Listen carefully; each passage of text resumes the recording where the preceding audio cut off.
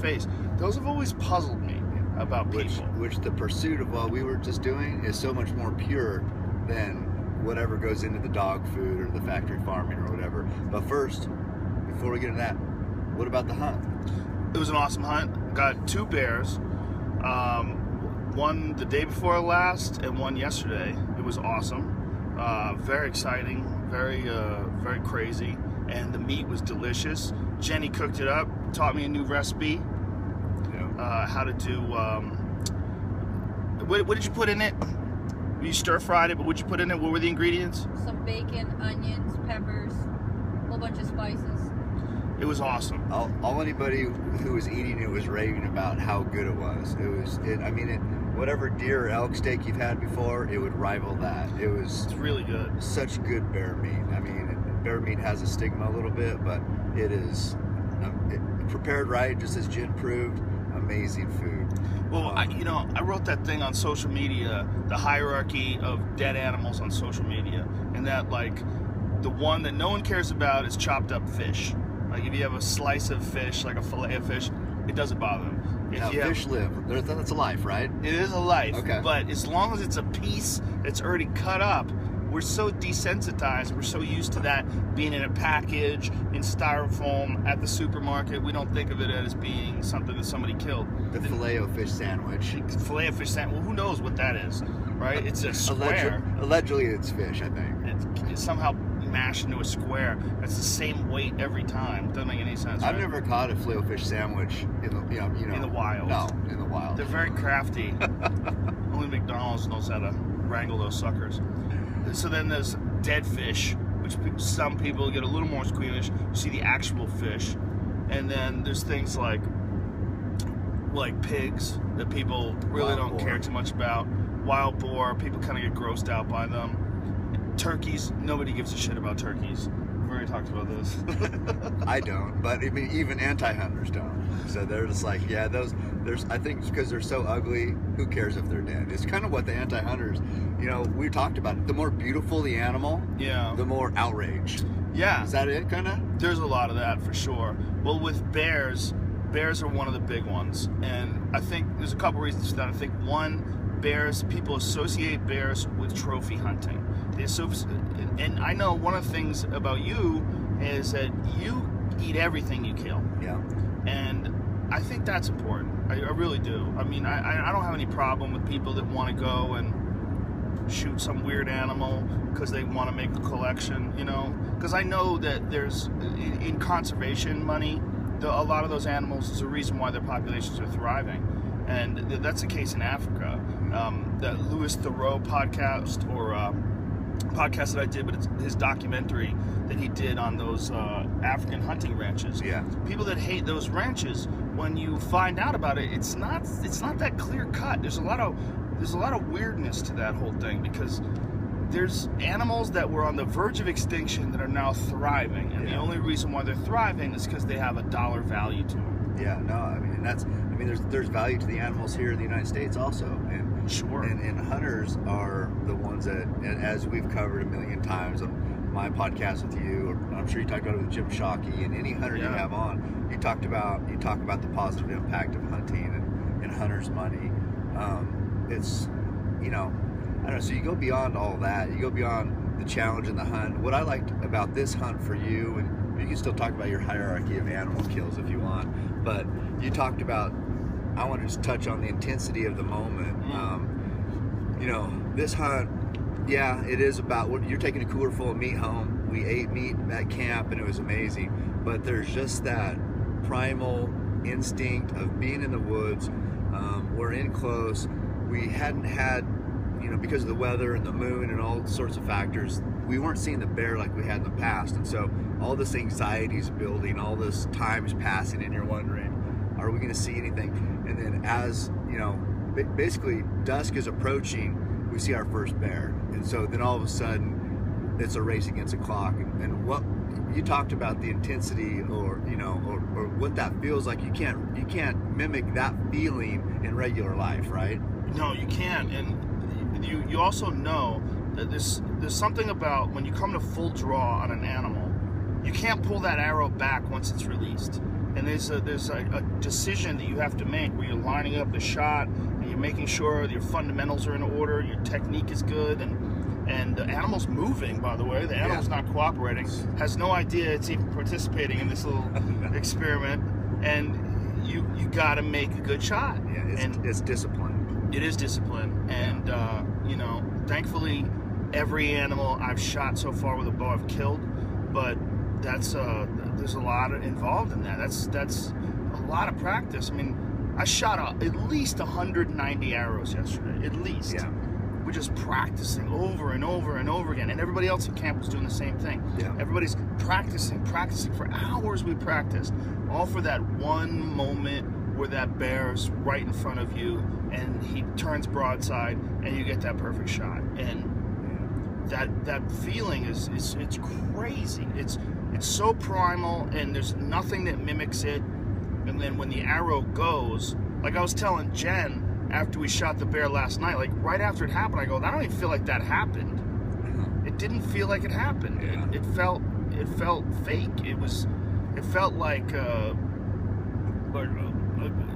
dream or something. It's weird. Yeah. Well, it does happen so quickly. And what happens, I think, with a lot of new archers, new bow hunters, is that's exactly right. The animal comes in, all the practice they put in, sometimes it's so intense. And as we've alluded to, regular life doesn't prepare you for those type of moments.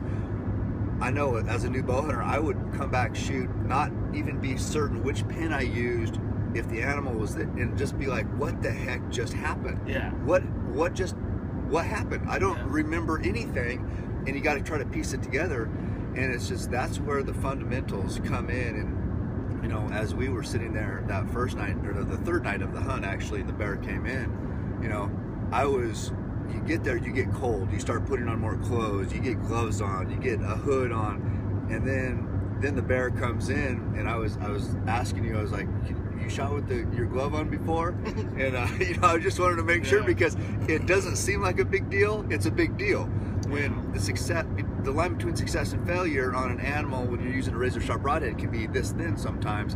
A glove, doing something a little bit different when you shoot, that can be the difference. And on your bear, fatal shot, died quickly, but it wasn't exactly where you'd hoped it would be, even though you shot thousands and thousands of reps, you know, over the last 2 years, who knows how many shots, and it was only at 15 yards, and still it wasn't a perfect shot. No, it was slightly back, and so we weren't sure what had happened. We heard the thing run and then crash, and then we heard the death moan about 30 seconds later. So we knew it was dead, but we didn't know where. And so then we had to go on the blood trail. And by then, I shot the bear it was about dark. It was just turning dark. Yeah. So from then on, it was still legal light. It was legal light. It was legal light. But I had I have lighted knocks, which means like when the bow releases the arrow, the knock where the arrow hits the string, it lights up, which is really cool. So you could see exactly the path of the arrow. So I could see where it hit. If I didn't have lighted knocks, it would just be, I don't know where it hit. It would just be guessing. That's a big advantage, because there's been kind of even in Oregon, lighted knocks, where I'm from, lighted knocks aren't legal. And it doesn't give you an advantage. No. It helps. You know, just like that, we knew, I was watching the binoculars, we knew immediately a little bit back. Yeah. So that plays into the approach we're going to take on the animal and tracking it. But knowing where that animal hits is huge. Anyway, we knew you were a little bit back. Yeah, we saw the arrow go through the night and right into the bear. Yeah. It was like dusk. Yeah. And you know, and then we went, tracked it down. Took a long time and found it. And Cam carried it out on his shoulders, covered in blood, all the way down the back of his pants. It was a huge relief to find the animal. It's all mental. It's all mental, he says. That's the theme of this week. Stay tuned for those shirts. Yeah, that's the next shirt. It's all mental, including doing things that you probably shouldn't do, like having bear blood on your hand and eating chips. It's all mental. It pretty much encompasses everything in life. It's all mental. I think, yeah. Yeah. Anyway, but it was, you know, tracking that bear. So we're on our hands and knees through thick brush, you know, looking for pinpricks of blood, because even though, I mean, we knew the bear was dead, but we walked down there, and I told Joe, I'm like, we got to get on the blood trail. We heard the death moan, but it'd been about 200 yards away, and we're like, I said, he could be anywhere. We could be 5 yards from him and not know. So we had to get back on the blood trail and unravel that thing, and that's a big part of bow hunting also. That's a huge part of bow hunting, and it's woodsmanship. It's learning how to unravel a blood trail, where to look for blood, depending on where the arrow hits, where that blood's gonna either wipe on a tree, how it's gonna splatter, how it's gonna drip, if it's gonna run down the leg. Bear don't have a hoof like a deer or elk, so they're not leaving a real print. So it was difficult, but I think about midnight we finally recovered that bear, and we rejoiced. Yeah, it's interesting because when we first started looking for it, we could still see. It was still bright enough that we could see through the woods, and we were trying to look for it. And then we realized, you know what? We better start from scratch. We better, because we kind of knew. We heard it drop and we heard the moan, so we knew it was in an area. When we say moan, for people who don't know, when bears die, most of the time they make a real audible moan. It can be pretty haunting in dark woods. You hear this, everybody who bow hunts knows. That sounds more like Sasquatch. No, Sasquatch is like this. Oh, okay. So what if we actually can kill Sasquatch? I wonder what he'd do. He'd probably like, dude, what the fuck? I'm just a guy out here. Yeah, with this costume on. We're trying to make a TV show. I'm just working with Les Stroud out here in the woods, trying to make some money. You just shot my ass. Thank you. But we were talking about the stigma attached to bear hunting. Is that Steve Rinella coined this phrase, charismatic megafauna, and is there certain That's a hell of a phrase, by the way. That's Rinella. He's very articulate. If you had that on a shirt, it would take up a lot of space. Yeah, it's not. Steve, you got to shorten that stuff up. We got to keep it simple. Yeah, if you want to have shirts that sell well on social media, you're not going to sell any of those. But it's all mental. People can get behind that. There you go. Charismatic megafauna sounds like an indie band from Seattle. I bet Caitlin would wear one of those. She probably would. Note how I said she. We're talking about Bruce Jenner. I did the. And it's Caitlin with the C. Yes. Is that not normal? No, I got that wrong yesterday. Oh, they usually use K. No, I said something, or I typed it, and it was like with the K. And they're like, no, C. Get it right. Well, you can't commit to it because she might change tomorrow and decide to be Debbie. Once you live 65 years as Bruce, and then one day you're Caitlin, all bets are off. Yeah, you don't know what she can do whatever the fuck she wants. Yeah, or he, or whatever. He prefers he, by the way, in that interview. Whatever, we're getting off track. So the megafauna. Yeah, that people have this idea, first of all, because of movies where bears are your friends, Yogi Bear and Boo Boo and Winnie the Pooh. We have all these ideas about bears being these, our buddies. They're not. They're big predators that are almost all cannibals. They eat their babies. It's very, very, very common, and it's one of the reasons why you have to hunt these male boars to keep the population healthy. And it seems counterintuitive. You think like, well, if you're killing animals, that's bad for the population, but it's not, because if you kill boars, you actually make the population of new animals healthier, because boars eat a lot of babies, not just bear babies, but did we cover a boar? Babies. A boar is a male bear. Some people don't know that. Sometimes I'll pig. Yeah. Sometimes I'll put you killed a boar, and people think, well, you misspelled the word bear, you idiot. No, actually that one was right. That's a male bear. Yeah, it's a boar and a sow. Yeah, just like a pig. So with John and Jen up here, the target is older boars who have already done all their breeding, and it keeps the population healthy, because those big nasty old boars, they'll go and they'll kill other cubs.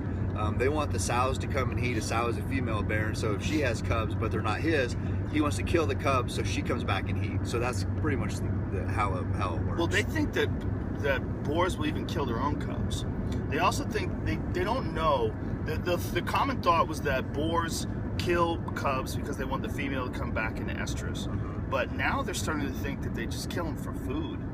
That they apparently in Alaska, they've done a lot of studies on grizzlies too. When they come out of hibernation, one of the first things they do is go digging into dens and pull out cubs. And they're not trying to do that to breed. They're trying to do that to eat. And it's they never show that on TV. No, they don't. Yeah, I never saw that on Yogi Bear. No, Yogi, he wasn't doing stuff like that. Yeah, they all do it. Yeah. That's real world. That's it's tough out here in the wild. People don't realize it.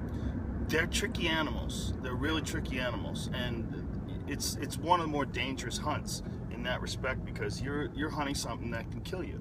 It really can.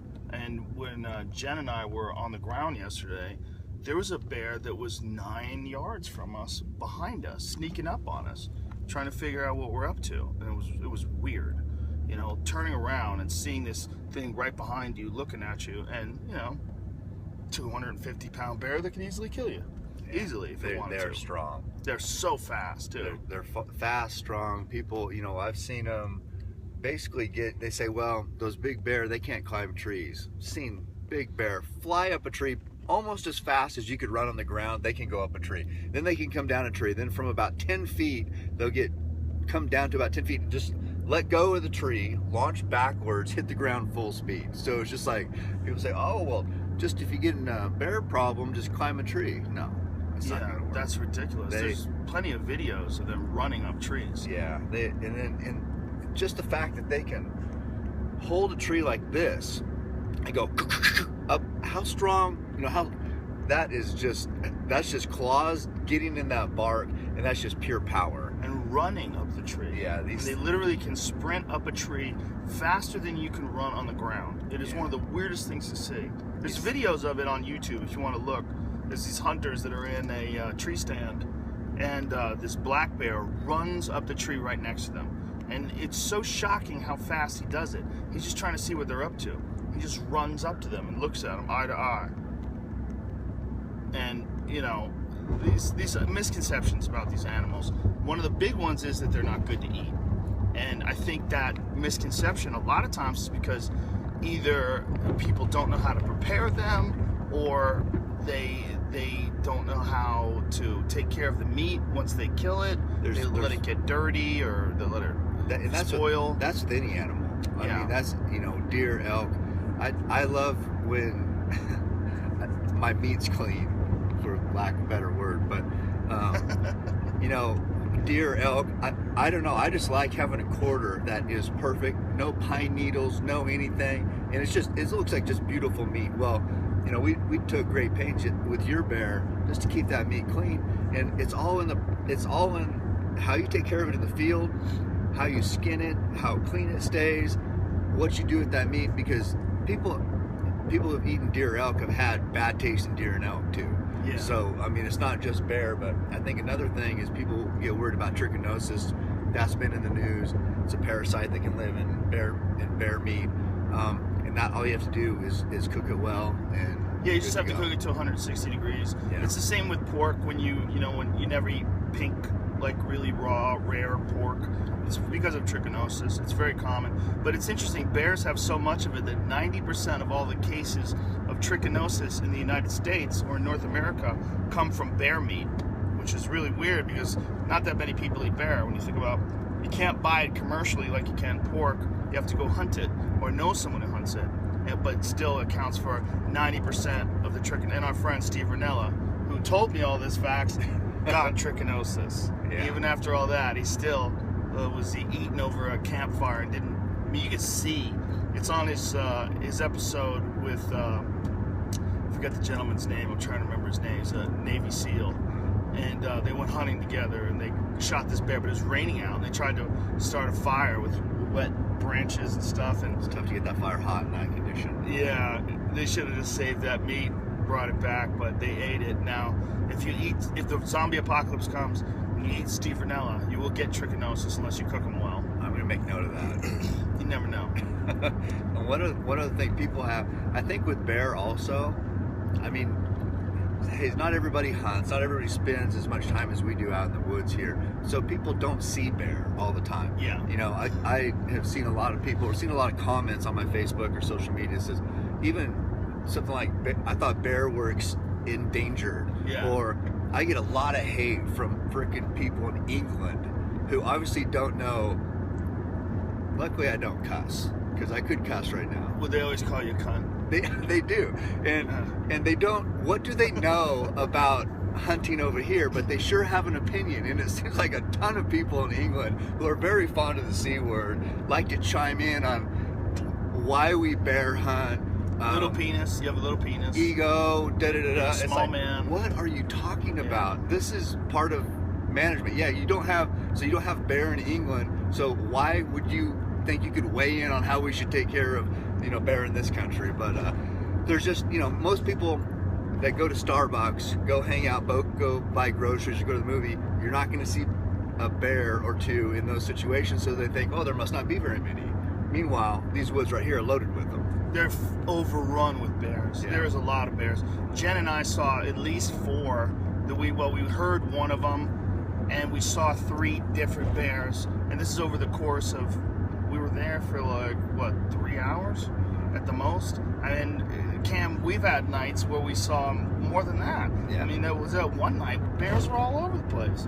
It's crazy. We've seen 7, 8, 9 bears in a night. Yeah. That's not uncommon. They've had, John and Jen up here, or in the country they hunt, they've had nights where they've seen 20 bears. Yeah. And that's at one place, 20 bears. So it's in a small location. Yeah, Because yeah. you're talking about incredibly dense woods, and you know you're set up in a clearing.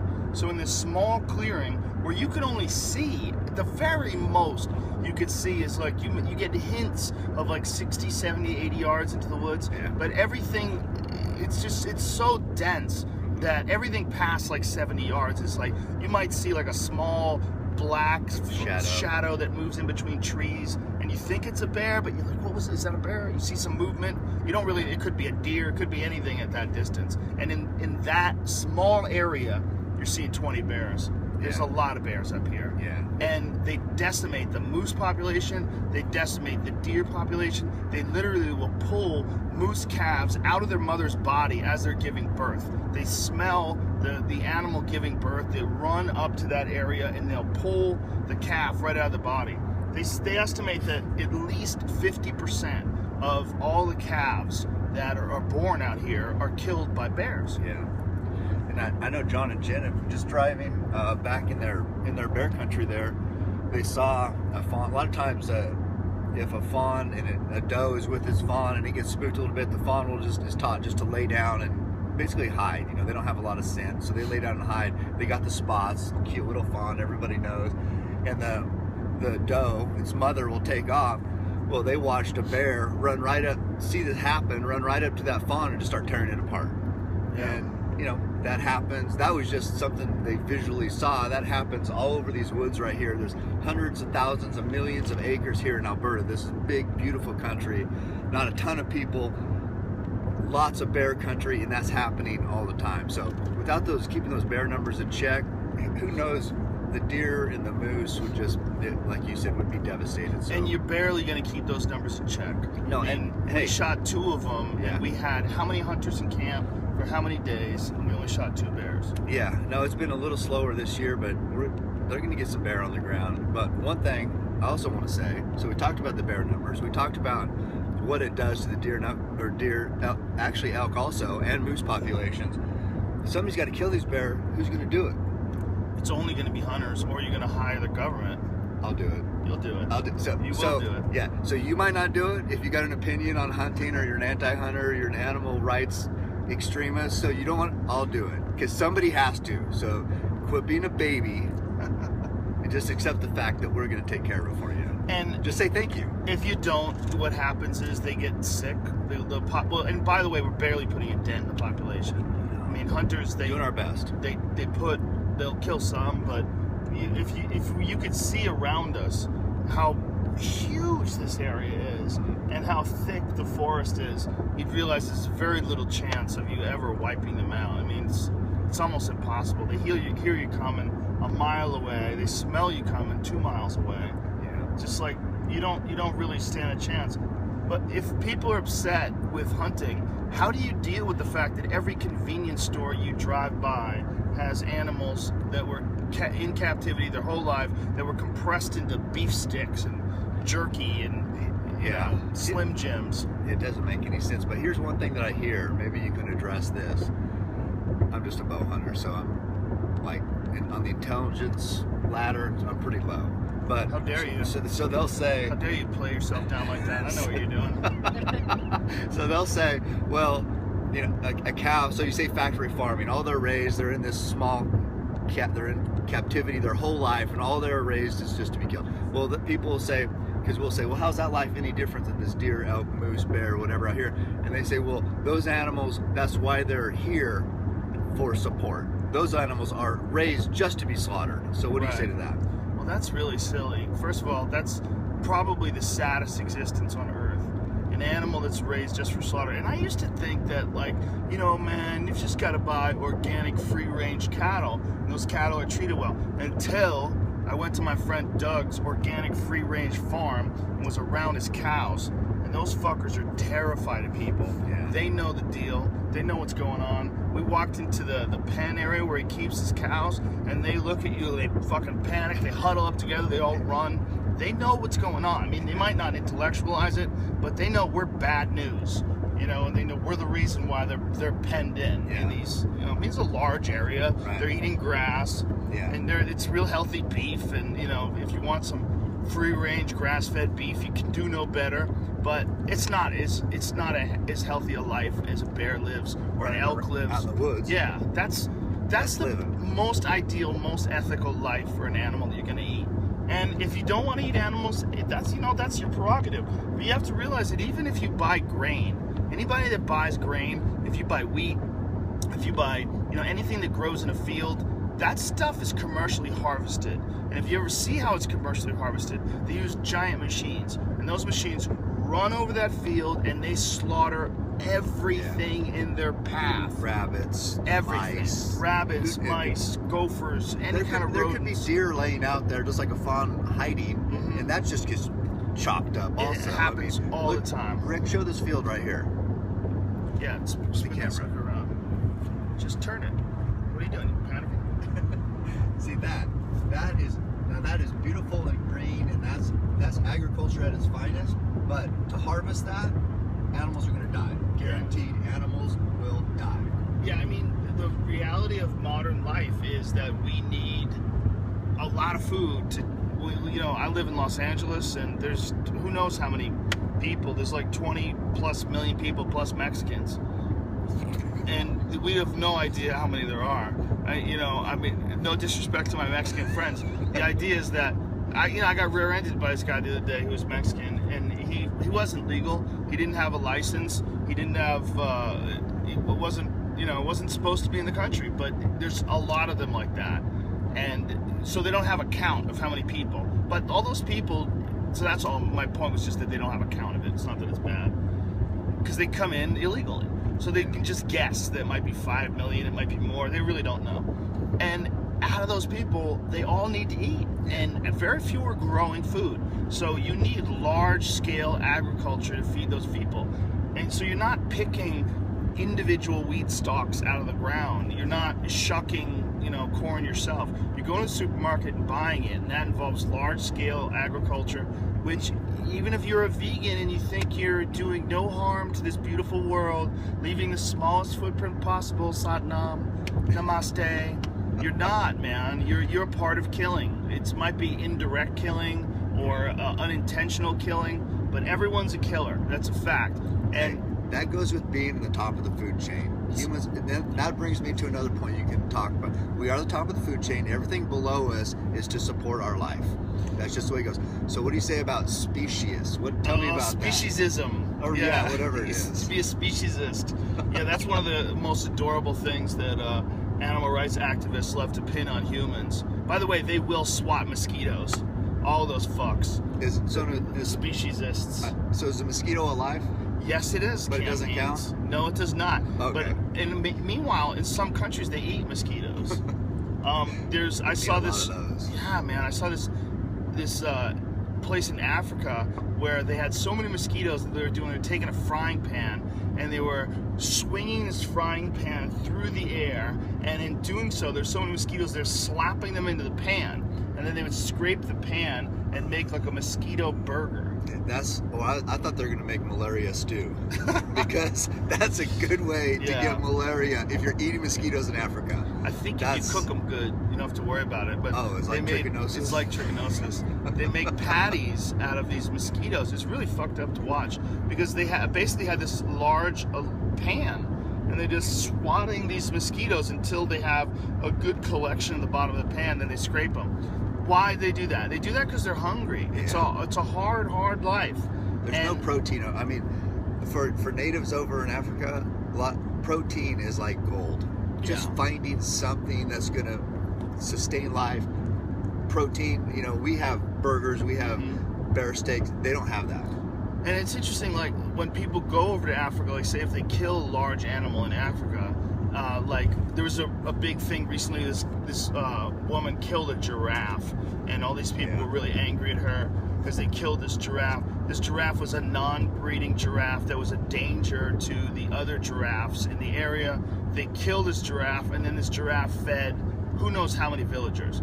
Well, if you go over there and you bring them food, like you say, oh well, we went over there and we brought these villagers 100 meals of great protein. Oh, well, you're a good Samaritan. But if you go over there and you shoot an animal and you give that animal to these villagers, you're a piece of shit because you're not supposed to shoot a giraffe. Yeah.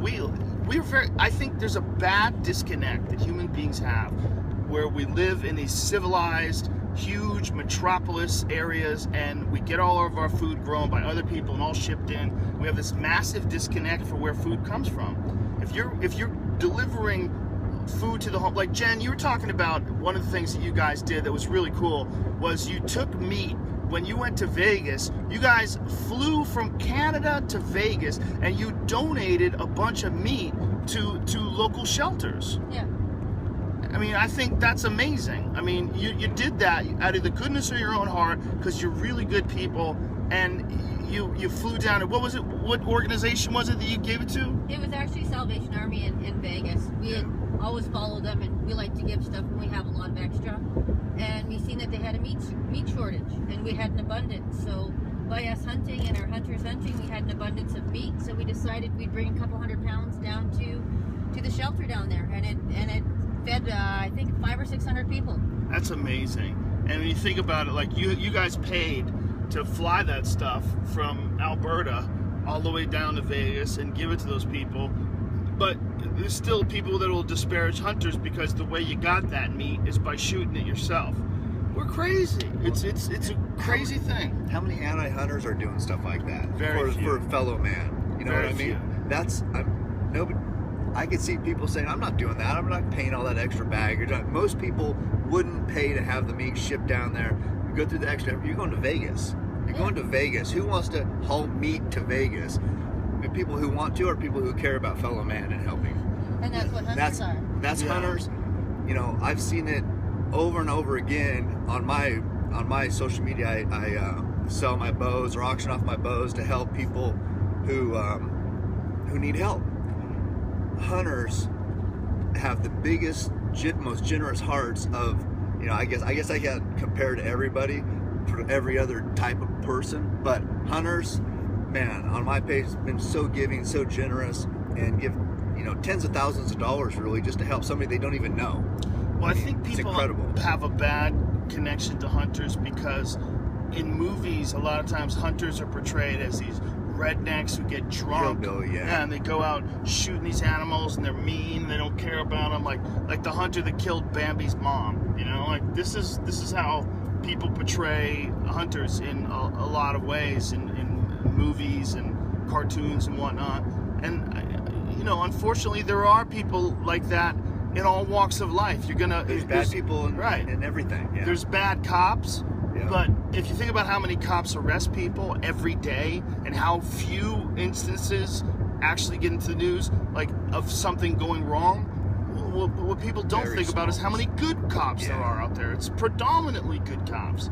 You think about how many firemen get praised for what they do. It's rare. It's rare that people focus on the good aspect of things. Yeah. People love to point out the flaws in one individual and attach that to the entire collective group of people that participate in the same thing. And that's what people do when it comes to hunters for whatever reason. It's very convenient. I mean, I've had people give me shit about hunting, and then I go to their Instagram page and I see pictures of burgers and steaks, and I'm like, you fucking dummy. Do you know what you're doing? You're paying someone to do it for you. Yeah. If you're eating protein that comes from animals, somebody had to die. Well, it's just a fact. The way I see it too is I don't know. It seems like hunters, I think that it's very appealing to be a self-sufficient, not just man, human. Yeah. Just to be somebody who can go out and say, hey, I'm going to go out and I'm going to provide for myself. I'm not going to rely on anybody. I'm not going to rely on somebody to stock that supermarket to make sure there's something for me to buy, or to make sure McDonald's has burgers. If I need to, I'm going to go out. I'm going to provide for myself. I'm going to survive out in the woods. I'm going to kill. I'm going to butcher. I'm going to process. I'm going to do the whole thing on my own. To me, that's appealing.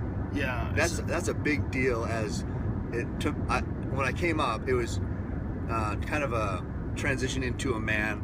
I felt like when I could do that, I was just like, that's part of becoming a man. Now I just see it, I think it's just part of becoming a person, because I see women doing the same thing, and I just think it's empowering. I think it's important, it's empowering, and it gives us perspective that people who haven't done that or can't do that don't have. And even if you don't like hunting, grow your own vegetables. I mean, growing your own vegetables. I thought you were going to say grow your own balls. No. No, because hunting does that. It's hard to grow your own balls. You either have them or you don't. I mean, I guess you no, but kind of say they haven't dropped. That's what I say. Oh, I see what you're saying. Yeah, self-sufficiency is very underrated. I mean, there's a reason why all those prepper shows exist. It's not just because people are worried about the world ending. They want to know that they're okay without everybody else. They want to know that they're self-sufficient. And I think that when you have a meal that comes from an animal that you took from the wild yourself, that it's a very intense connection. The food that I cook at home, when I cook food from an animal that I killed, that is a very, very different feeling than going to the supermarket and buying something that comes wrapped in plastic and then bring it home and have no connection whatsoever to turn it and look at these animals, Rick. Yeah, right here. All these animals that are in the field. This is where most people are getting their food from. You're getting your food from these animals that are wandering around. Yeah, this is actually even better than most factory farm. I mean, way better. These things are out. They're actually eating some grass out there. Yeah, they're wandering around, and this But still, that's not running through the mountains. Yeah, it's not nature. No. What we're doing is we're dipping our toes into the wild, and then we come back with meat. Hey, but what I was going to say is, you talked about providing for your family. I mean, I think it's important. You put your plate full of meat on the table, and your wife and kids who don't hunt, and you say, your kids know, Daddy went out. This is a bear he killed. Yeah. We're eating it. Yeah. That's a big deal. It is a big deal. It's a good feeling. It's a feeling that's very difficult to describe. Yeah. You can't recreate it. It doesn't come any other way. The only way you get that feeling is by going out into the wild and getting an animal, killing it, taking care of it yourself, cutting it up, and cooking it and then eating it. And it's a weird connection to food that you don't get in any other way, and I never got until I hunted. I never felt like that about the food that I cook, ever. Because you've only been hunting now since 2012. So 3 years? It's my first hunt, not even the third year. Yeah. My first hunt was in November of 2012, so it's not quite even 3 years. And I put up a picture of your bear today, so you probably got a lot of hate, by the way. More love than hate, believe it or not. The tide has turned. Yeah. It's because of these conversations and these arguments where people have to realize, like, you're not beyond criticism for your own life, and you're pointing this ignorant finger at people for hunting ethically, legally, responsibly, morally, doing the right thing, putting in the hours to practice, making sure that, you know, these animals are killed in a humane way. You're not doing that when you're going to McDonald's. You're just not. You are participating in this gigantic factory farming system where these animals are penned up in these horrible ways, and you're buying food from them, and you think that you're morally righteous and that you're beyond criticism, and it's foolish. And it's part of that disconnect that we were talking about with food. I don't think eating another life and not understanding that you're eating another life is even remotely healthy. And it's one of the reasons why these people that are anti-hunters that also eat meat are so childish. The reason why they behave so childish, they say things like, I hope someone hunts your family. Yeah. And then you look on their fucking Instagram page and it's filled with dead animals. Yeah. Filled with chicken cacciatore. Would that come from a fucking chicken plant, you douchebag? No, it didn't. Chicken tree? Yeah. No. Someone pluck it? Yeah, they plucked it. They plucked it with a fucking machine. After it's dead. Yeah. Had its head cut off. But yeah, no. It's unhealthy.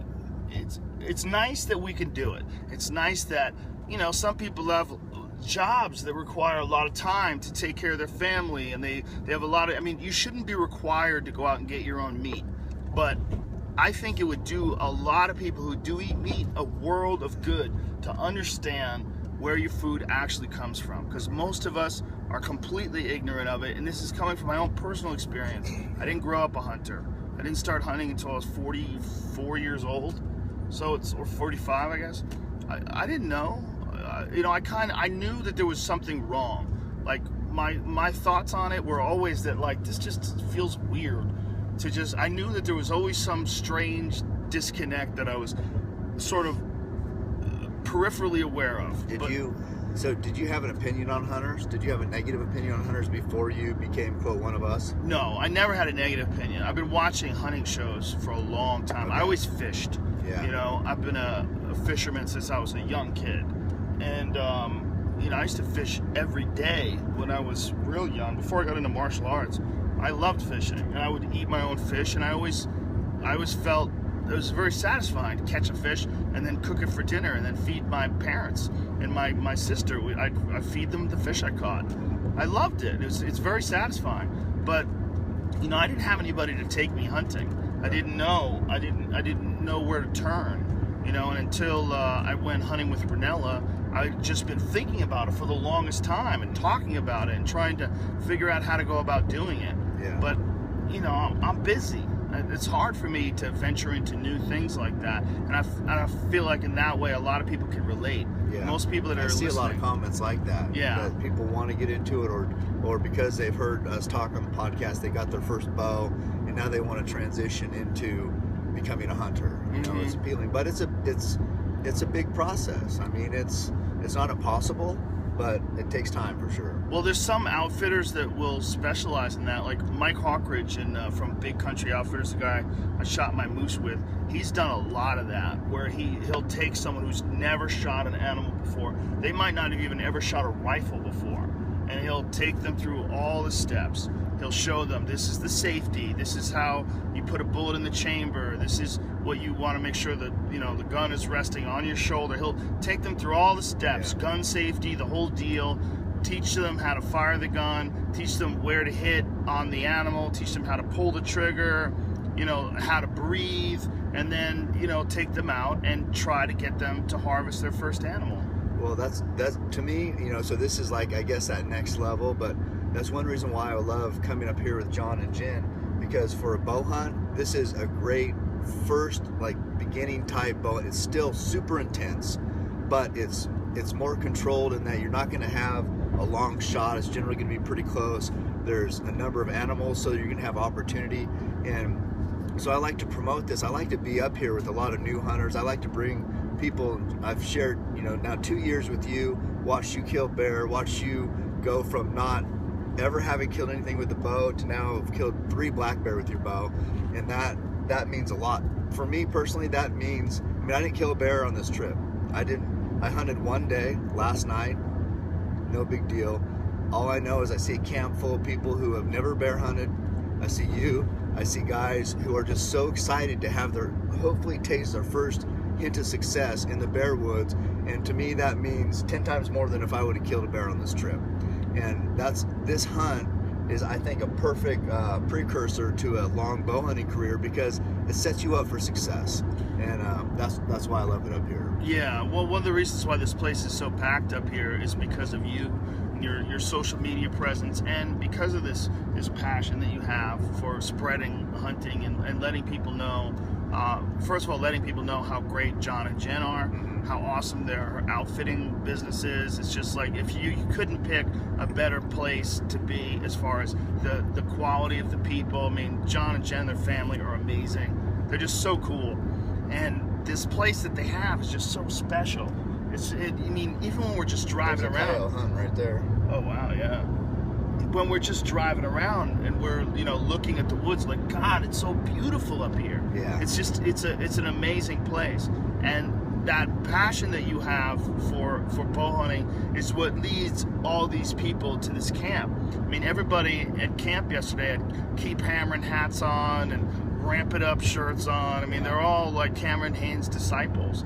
And that message that you're spreading is very positive and infectious. And I've seen it like last year. I mean, this year we left before this current group. We got there before them, and we're leaving before they've had success yet, but they've seen a lot of bears. Yeah. These people saw bears for the first time in their life, and they had these looks on their face. Like, Jen and I drove by this guy named Randy yesterday, and he was telling us, I saw 5 bears. 5 bears came near and this dude had saucer eyes, because he's out there in the woods by himself, sitting in this tree stand, and these bears are all around him, and he's just mesmerized by this experience. It's intense. Yeah, it really is. Yeah. No, there's a camp full of guys just like that who, and one of them, Ed and Kay Westbrook are up here, and I think Ed, he hasn't killed a bear yet, but I'm pretty sure he told John that already the hunt was everything he'd hoped it would be. he hasn't killed a bear, but just the camaraderie, the camp life, the discussions, the people. I don't know. It's all so positive, and I feel very proud just to be a small part of it. It's so exciting. Well, you're a large part of it, and I think a large part of the quality of the people that are coming to these trips is because of you.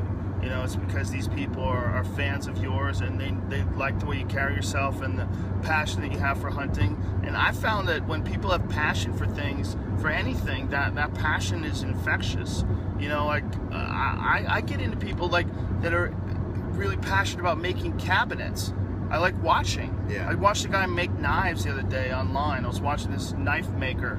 He's hammering the steel, and I don't want to make a knife. Yeah. I'm not making any He was fucking into knives. it, so you were into exactly. it. Exactly. Yeah. His passion was infectious. People love when people are into things, because we know that feeling is a great feeling. The feeling of being really passionate about something is a great feeling. And you have a deep passion, a deep connection to bow hunting. And I have it now too. Yeah. And I have it because of you. That's awesome. Yeah, I loved that you said that. I think last night we came in late last night to Swan Hills, I think 2 in the morning maybe, and you were still talking about just how much you love bow hunting. 2 in the morning, long day, everything. We've had a long week, and still that excitement, and I love it. It's amazing. It's very intense. It's very primal. It's very rewarding, and it's very, very exciting. It's also, there's a lot of discipline involved. Keeping yourself calm when you're at full draw on an animal, and this is the moment. This is the moment you've been practicing. This is the moment you've shot thousands and thousands of arrows over and over again. And in that moment of releasing that arrow, when you're practicing, you're not thinking about anything else other than that arrow hit that target. And there's a very zen quality to that I think a lot of people aren't aware of. So even if you don't want to hunt, God, get into archery. Yeah. Archery is an amazing discipline, and it's an amazing practice. It's like a meditation in a lot of ways. Yeah, it is. Well, Like that shirt that you sell. I love that shirt. The depressed face. Oh, yeah. And plus archery equals a smiley face. Happy face. Yeah, it's pretty simple. That's the kind of math I'm good at right there. Yeah. Well, and I do want to say, so next year we're going to do the same camp again, and it's just amazing. And even guys who have killed bear before, this isn't just for a first time type bow hunt, because I've killed a lot of bear, and I still live for this hunt. And what I do, I like getting on the ground. You know, as you know, that's kind of what people who like first time hunters, I think it's a good idea to get up in the tree stand, watch the bear come in, see how they react, learn how to sex them, which means determine whether they're a boar or a sow. That takes a little bit of practice. So it's a good idea to get up in that stand and just kind of get into the bear hunting mindset. You know, we come out from this busy life, all of a sudden you're in the bear woods, planted in the bear woods, and it is so new, so intense. It's a big deal. So, but once you've done that, I like hunting on the ground. I like being eye to eye with these things, and there's going to be a risk. There's a risk in everything, but I feel like that's living. Living on the edge a little bit is kind of my motif, I guess, and it's a whole different deal being on the ground, huh? Yeah, it's very intense. There's very rare moments that you get in life where you can be. I mean, Jen and I were 9 yards behind. I mean, this bear was behind us. Was it even 9 yards? I think it was a bit closer. Probably closer than 9 yards to a predator, an apex predator. North America's, bears they're at the top of the food chain out there besides people. And the only reason why we're at the top of the food chain is because of all the things that we described, the practice in archery, the weapon. There's a rare moment to be there with these animals, and there's something cool. Even besides the hunting them, just being there and watching them. Yeah, we watched them fight yesterday. One boar was chasing the other boar away, and they fucking chase each other through the woods. And that wasn't Sasquatch? No. And that wasn't a death mound? No, Sasquatch is woo. That sounded different. No, it's different. Well, he's different all the time because it's not real. Gotcha. Okay. You can come up with a different sound for Sasquatch any day. I mean, you can make him sound like Woody Woodpecker if you wanted to. Maybe that's what he really sounds like. We don't know. Let's check in with Les. Yeah. But the point is that the experience is awesome, regardless of the hunting. The hunting makes it even more awesome. It compounds the awesomeness. Yeah. Just being out there. I know we're joking around about it. Well, it's just great being out there, but it really is great just being out there. But the goal is always to get an animal. Yeah, that's why we're here. And well, the goal, I guess, I mean, I didn't get one this trip. I killed one a couple of weeks ago, but so I still feel satisfied. I mean, obviously I wanted to kill a bear, but I'm not just going to kill a bear just to kill a bear. I want to kill the right bear. But for me, I like getting on the ground. I like being close. I had experiences where I had a bear right up a tree straight above me, and I just had my knife there, and that's the type of stuff I remember. No animal was harmed in the making of that experience. That's memorable to me still. Well, we showed up, and there was a bear asleep in a tree. Yeah. The bear had climbed the tree and was just chilling up in the tree. And, we don't know how it got there. It could have been a large bear chased it up a tree, which is really common. Because there's some enormous bears out here. Yeah. And when they get to like 500 pounds, can they still try to climb trees? Yeah, they'd have a hard time climbing a tree. That weight. But up to, 300 pounder could fly right up there. Maybe a 500 would be tough. There's some that John and Jen have seen out here. They're 8 feet plus. Yeah. The biggest one they've got is more than 8 feet. Bigger than grizzly. Yeah. I mean, it's a gigantic black bear, but that's what's walking around these woods. And one thing that's crazy about bear, especially sitting on the ground, you cannot hear these things. They don't have hooves like a deer and elk that are breaking sticks and whatnot. They have soft pads. I mean, I've sat and turned around, and right behind me, make sure our bag's still back there, but right behind me is a bear I had no idea was there. Yeah. And it's they are so quiet and can just sneak right up on you. They are. They're like black ghosts out there in the shadows of these thick woods. It's intense. It's awesome. It's amazing. And again, the food that you get from it is delicious. I've argued with people to death about this. They say bear is bad to eat. you don't know what you're talking about. You can find bear that can taste a little funky if they've been eating a rotten carcass or something like that. That's all they've eaten for like a few weeks. Yeah. But most of them, their diet is filled with a lot of different stuff. Yeah. Besides eating ground nesting birds and any other animal that they catch and kill, they eat a lot of roots and a lot of vegetables. Grass. That they find grass. A lot of grass. And berries. Apparently, I haven't had this before, but what everybody says is that bears in the fall, when they find a berry patch and they stock up on berries, they'll eat nothing but berries for weeks. It's the most delicious meat in the world. Yeah. Brunella says it's like the best meat you'll ever have in your life. Like, it's incredible. Yeah. And it's just because their body actually smells like blueberries. Their fat is blue, like they get like a blue hue, like a purple hue to their fat. That would sell. They sell grain-fed beef, right? Yeah. If you could sell blueberry-fed bear, Yeah. now that would be good. And again, what you were saying before about bears, people not seeing a lot of bears, it's one of the reasons why they get angry at you for eating them. They think that there's something wrong with eating something that you don't eat all the time. But Yeah. people have been eating bears forever. It's just, it doesn't happen in Los Angeles. You know, it's just rare. They don't have a commercial presence as meat. Right. So, you know, you can buy venison at a lot of restaurants. Venison is not out of the... People understand that people hunt and kill deer because it's the most popular animal to hunt in America. But people see deer all the time. All the time. Yeah, so- Yeah, it's normal. And a lot of times people get mad because, you know, if they live in overpopulated areas. Well, you were just telling me that, you know, there was a story near you where a guy died. Yeah, no, another vehicle hit a deer on the road just like this. Deer flew up and went right in through a cargo van's window, killed the driver, 37 years old. That happened back home. So, yeah, people get mad because they hit deer, they kill a deer, but they screw up their car. Yeah. So they're like, damn deer. Well, if you live in an area that has ticks and deer that carry Lyme disease too, it can be horrible. I know a bunch of people that have done that. They've gotten Lyme disease from ticks. Another one Ranella got. He got fucking Lyme disease too. He got Lyme disease, Giardia, trichinosis. He's going for the big slam of diseases that you get from game animals. That's impressive. Yeah, some people go for super slams, like they try to get all the North American sheep. Well, it's a good diet too for him. He's crazy. That he's done a lot of wacky shit. You got worms, bacteria, and parasites living in you. You're not going to be overweight. That's You true. got a lot of stuff you got to feed. The kid is ripped too. Gotta give him credit for that.